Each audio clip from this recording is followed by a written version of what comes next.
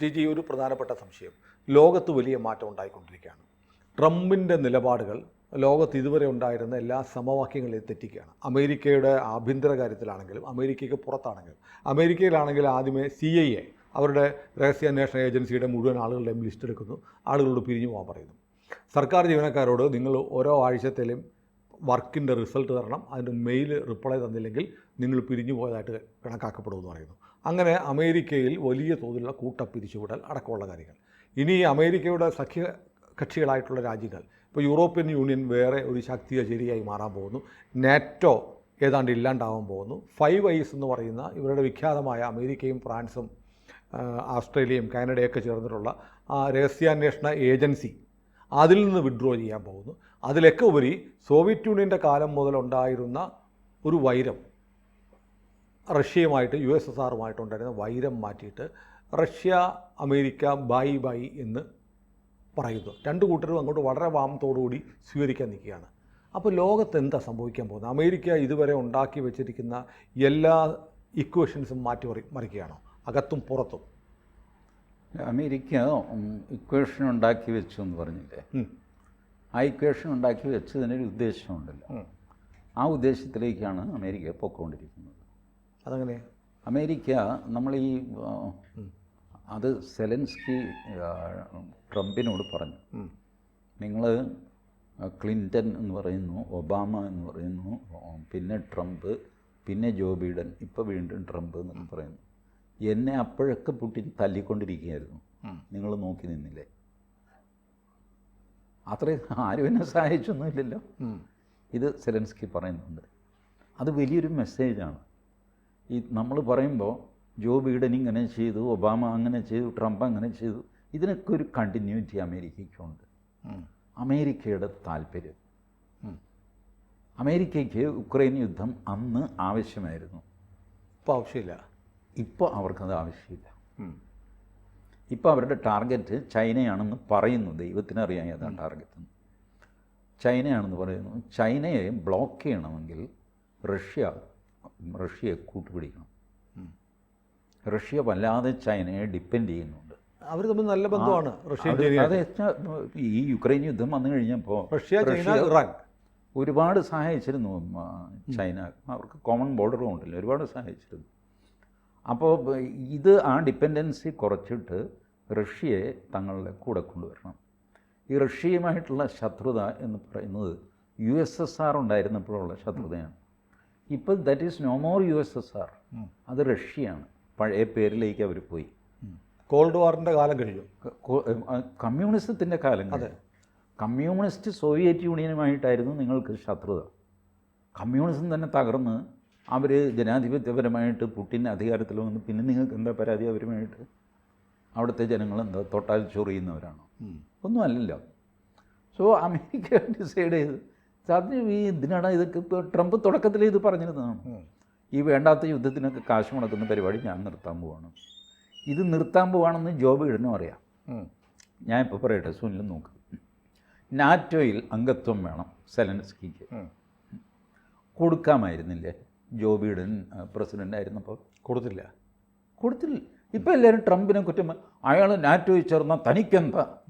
ഈ ചോദ്യം ബൈഡൻ്റെ കാലത്ത് ചോദിക്കാൻ എന്താ? ഇപ്പോൾ ഡെമോക്രാറ്റ്സും പറയുന്നത് അയാൾ നാറ്റോയിൽ ചേർന്ന് എന്താ, അവർ രാജ്യമില്ല, അവർ ചേർന്നാൽ നിങ്ങൾക്ക് എന്താ ആഹു എന്നൊക്കെ പറയും. ഇവിടെ നീ പ്രസിഡൻ്റ് ആയിരുന്നു 4 വർഷം, കൊടുക്കാഞ്ഞെന്താ? നാറ്റോയിൽ ചേർക്കരുതായിരുന്നോ? ആയുധങ്ങൾ കൊടുത്തതല്ലേ, കാശ് കൊടുത്തതല്ലേ, ഒക്കെ ചെയ്ത് നാറ്റോയിലും കൂടെ ചേർക്കുമെന്ന് പറയുന്നില്ല. You are the president, you did not do that. കാര്യം എന്താണെന്നറിയാമോ?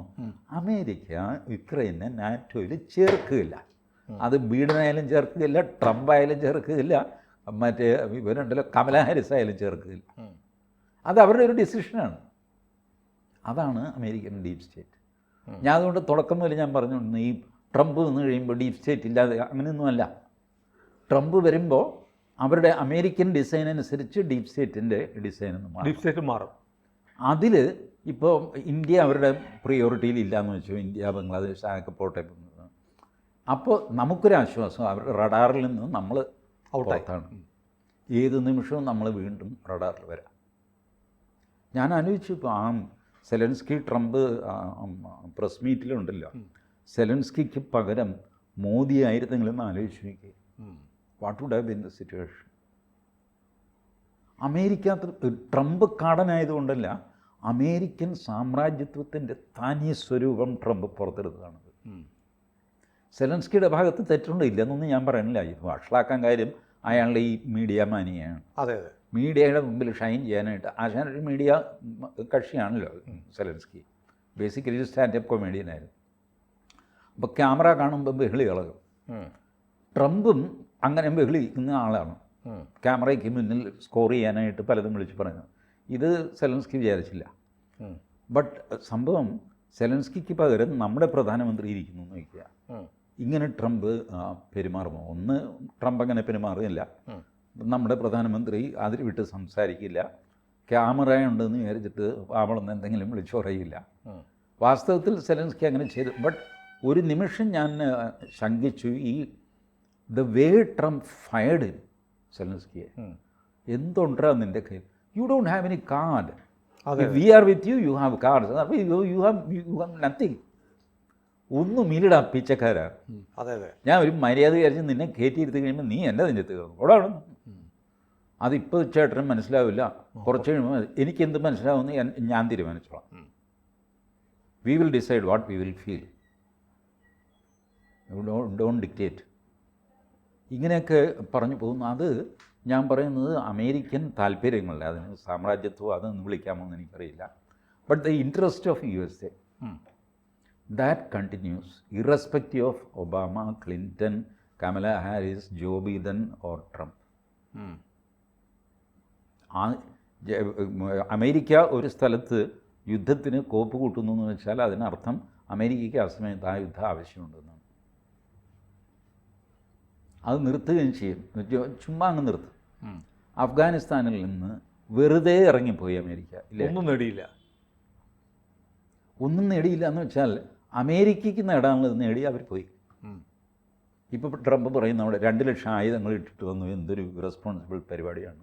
V have to retrieve it back എന്ന് വെച്ചാൽ അഫ്ഗാനിസ്ഥാനിൽ ഏത് നിമിഷവും ഞാൻ ഇടപെടും. എന്തിനാ? ഞാൻ ഇട്ടിട്ട് പോയ ആയുധം തിരിച്ചെടുക്കാമെന്നതാണ് ചേട്ടാ.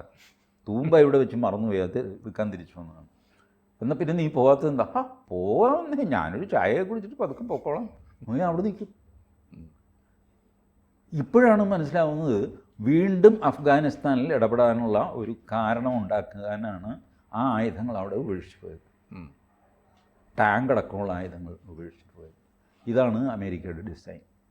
പക്ഷേ അതിന് തത്തുല്യമായി ഇപ്പുറത്ത് സംഭവിക്കുന്നത് ഇപ്പം UK എന്തു വന്നാലും അമേരിക്കയുടെ സന്തത സഹചാരിയായിരുന്നു. അവരുൾപ്പെടെ യൂറോപ്പിലെ രാജ്യങ്ങളെല്ലാം ഒരു സംയുക്ത സൈന്യം പോലും ഉണ്ടാക്കാൻ പ്ലാൻ ചെയ്യുന്നു. അമേരിക്കയ്ക്കെതിരെ നിലപാടെടുക്കുന്നു. അപ്പോൾ അമേരിക്കയ്ക്ക് ലോകത്തുള്ള ഒരു സേ നഷ്ടപ്പെടുകയല്ലേ, പ്രത്യേകിച്ച് യൂറോപ്യൻ രാജ്യങ്ങളുടെ അടുത്ത്. അവരെല്ലാം കൂടെ പാസ്സാക്കിയ പ്രമേയം എന്താ? ഞങ്ങളൊരു സമാധാന കരാർ ഡ്രാഫ്റ്റ് ചെയ്തിട്ട് we'll go and meet President Trump. എൻ്റെ പൊന്നു ചേട്ടാ, ആ തലയ്ക്ക് വെളിവില്ലാത്തവരനെ എന്തോ കുഴപ്പം കാണും. ചേട്ടൻ അതിൻ്റെ കാര്യമൊന്നും വിചാരിക്കുന്നത്. ഞങ്ങൾ നേരെ ചെയ്ത് അവൻ്റെയും കൂടെ ഒപ്പ് മേടിച്ച് കൊണ്ടുവന്ന് ചേട്ടൻ ഇതൊന്ന് നോക്കാം പ്ലീസ്. ഇതാണ് ഈ 10-16 പേര് ഫോട്ടോയൊക്കെ എടുത്തു കഴിഞ്ഞ് ഞാനും ഞെട്ടിപ്പോയി. ജർമ്മനി, ഫ്രാൻസ്, ഇറ്റലിയില്ല, ഇംഗ്ലണ്ട്, പിന്നെ ആ ഭാഗത്തുള്ള കക്ഷികളില്ല, പോളണ്ട് ഒക്കെ ഉണ്ട്. ഒക്കെ ചേർന്ന് ഫോട്ടോ ഒക്കെ എടുക്കുന്നു. മറ്റേ ആൾ ഘോരഘോരം പ്രസംഗിക്കുന്നു, ബ്രിട്ടീഷ് പ്രൈം മിനിസ്റ്റർ. ഫൈനലി അവരുടെ ഡിസിഷൻ എന്താണെന്നറിയാമോ?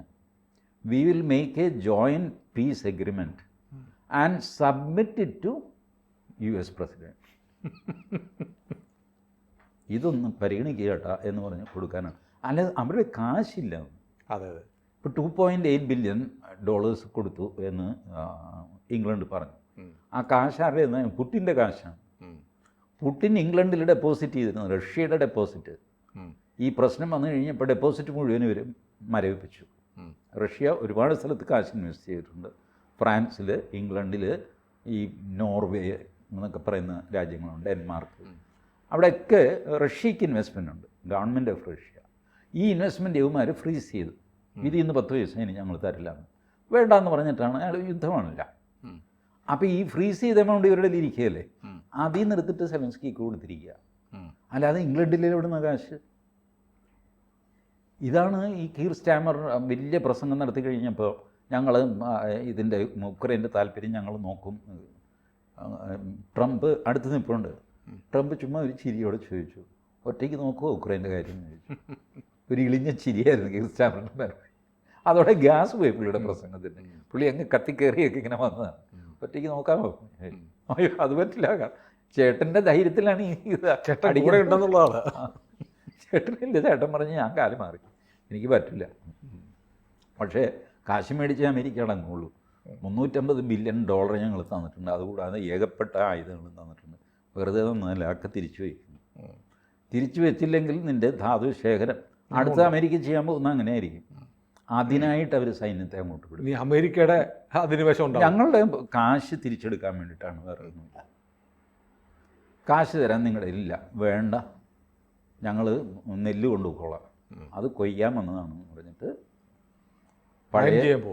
പഴയ ഇതിലൊക്കെ എഴുതുമല്ലോ, കടം മേടിച്ച് കഴിയുമ്പോൾ പണമായോ നെല്ലായോ തേങ്ങയായോ തിരിച്ചടച്ചോളാം. അതുപോലെ കാശില്ലെങ്കിൽ ഞങ്ങൾ നെല്ലും തേങ്ങയും കൊണ്ടുപോകാം ഉക്രൈനിൽ. അപ്പോൾ ഈ പറയുന്നത് പോലെ ലോകത്ത് അമേരിക്കയ്ക്ക് ബദലായി യൂറോപ്യൻ രാജ്യങ്ങളെല്ലാം ഒന്നിച്ച് പുതിയൊരു ശക്തിയെ ചേരിയൊന്നും ഉണ്ടാകാൻ പോകുന്നില്ല. അയ്യോ എന്തൊരു മണ്ടത്തിന് വട്ടാണ് അവർക്ക്. Who can stand the force of America? ഈ അമേരിക്കയുടെ ദയയിലാണ് ഇവരെല്ലാം കഴിയുന്നത്. അതാണ് ട്രംപ് വിരട്ടിയത്. ഈ സ്വാമി വിവേകാനന്ദൻ പറഞ്ഞ അടുത്ത 100 കൊല്ലം ശക്തി ശക്തി ശക്തി എന്ന് ശക്തി ആർജിക്കണം. എൻ്റെ സുനിൻ്റെ ശക്തിയുള്ളവനെ ലോകം മാനിക്കുക. അവനെന്ത് പോക്കരുത്തരം കാണിച്ചാൽ അതിന് ന്യായം ഭാഷ്യമൊക്കെ മറ്റുള്ളവരുണ്ടായിക്കോളും. ഇതാണ് ലോകക്രമം. ഇത് മനസ്സിലാക്കിയ ഏക തത്വജ്ഞാനി ചാണക്യനായിരുന്നു. അപ്പം നമ്മൾ ചാണക്യനെ വിട്ടിട്ട് മഹാത്മാഗാന്ധിയുടെയും ബുദ്ധൻ്റെയൊക്കെ അവർ മോശമാണെന്നല്ല ഞാൻ പറയുന്നത്. ഇൻഡിവിജ്വലി പാലിക്കേണ്ട ധർമ്മങ്ങളൊക്കെ പറഞ്ഞ ആൾക്കാരാണ് ഇവരെല്ലാം. കളക്റ്റീവ്ലി ഒരു രാഷ്ട്രം എങ്ങനെ പ്രവർത്തിക്കണം ഇത് പറഞ്ഞത് ചാണക്യനാണ്. അതുകൊണ്ടാണ് ചന്ദ്രഗുപ്തൻ്റെ മൗര്യവംശം സ്ഥാപിക്കാൻ ചാണക്യന് സാധിച്ചത്. ശക്തിയാണ് ബേസിക്കലി. അവനെ എല്ലാവരും മാനിക്കും. ഇപ്പോൾ ട്രംപ് കാണിക്കുന്നത് സംശുദ്ധ പോക്കൃത്തരാണെന്ന് നമുക്കിവിടെ പ്രസംഗിക്കാം. ആരും മൈൻഡ് ചെയ്യുന്നു നിങ്ങളെ? എല്ലാവരും നമ്മളെല്ലാവരും സഹോദരന്മാരാണ്. പോടാ നേരാ പിച്ചക്കാരൻ, കഴിഞ്ഞു നിങ്ങളുടെ കഥ. അതേസമയം ഞാൻ നല്ല തണ്ടും തടിയും കയ്യിൽ കാശും സംഗതിയൊക്കെ ഞാൻ സുനിലിനെടുത്ത് എന്ന് പറയുന്നു, നമുക്കൊരു പാർട്ട്ണർഷിപ്പ്. പിന്നെ ഞാൻ അങ്ങോട്ട് വരാം, എനിക്ക് എറിഞ്ഞു കേട്ടോ, അത് ചാടിപ്പുറപ്പെടും. കാശില്ല, കാശ് സുനിൽ പറയാം, കയ്യിൽ കാശൊക്കെ തീർന്നു, അപ്പോൾ പാർട്ട്ണർ ആകാൻ വന്നിരിക്കുകയല്ലേ. ഇതാണ് ട്രംപ് മുഖത്ത് നോക്കി സെലൻസ്കി എടുത്ത് പറഞ്ഞു, you don't have cards unless I am with you. അപ്പോൾ ലോകം മാറുകയൊന്നുമല്ല, അമേരിക്കൻ സെൻട്രിക്കായിട്ട് തന്നെ തുടരുകയാണ്. അമേരിക്ക അവരുടെ അപ്രമാദിത്യം ഉറപ്പിക്കുന്ന കാഴ്ച പച്ചയ്ക്ക്, മറ്റുള്ളവരാണെങ്കിൽ കുറച്ച് സൊഫിസ്റ്റിക്കേറ്റഡ് ആയിട്ട് ചെയ്യുമായിരുന്നു. ഇത് പക്ഷേ ആഭ്യന്തരമായിട്ട് ഈ പറഞ്ഞ പോലെ ആളുകളെയൊക്കെ കൂട്ടത്തോടെ പിരിച്ചുവിടുക, ഇതൊക്കെ എങ്ങനെ ബാധിക്കും അമേരിക്കയെ? അതൊക്കെ അവർ മാനേജ് ചെയ്ത് പോകുന്നു. ഈ നമ്മുടെ റൂൾസ് അല്ലല്ലോ അവിടെ. നമുക്ക് KER ഒക്കെ ഉണ്ട് ഇവിടെ. അവിടെ ഹയർ ആൻഡ് ഫെയർ ആണ് അല്ലേ? നമ്മൾ KER വലിയ ഗ്രന്ഥമാണ്. Kerala education rules, Kerala service rules, ഇതൊക്കെ വെച്ചിട്ട് ഈ നാട്ടിലൊരു മനുഷ്യനെ പിരിച്ചുവിടാനോ സസ്പെൻഡ് ചെയ്യാനോ ഒന്നും പറ്റില്ല. അവിടെ അങ്ങനെയല്ല. അവരുടെ റൂൾസൊക്കെ വേറെയാണ്, അവരുടെ കോടതി വേറെയാണ്. അവരുടെ കോടതിയിൽ ഇപ്പോൾ ഫെഡറൽ കോർട്ട്, US സുപ്രീം കോർട്ടിൽ ആർഗ്യൂ ചെയ്യാനുള്ള മാക്സിമം സമയം 20 മിനിറ്റാണ്.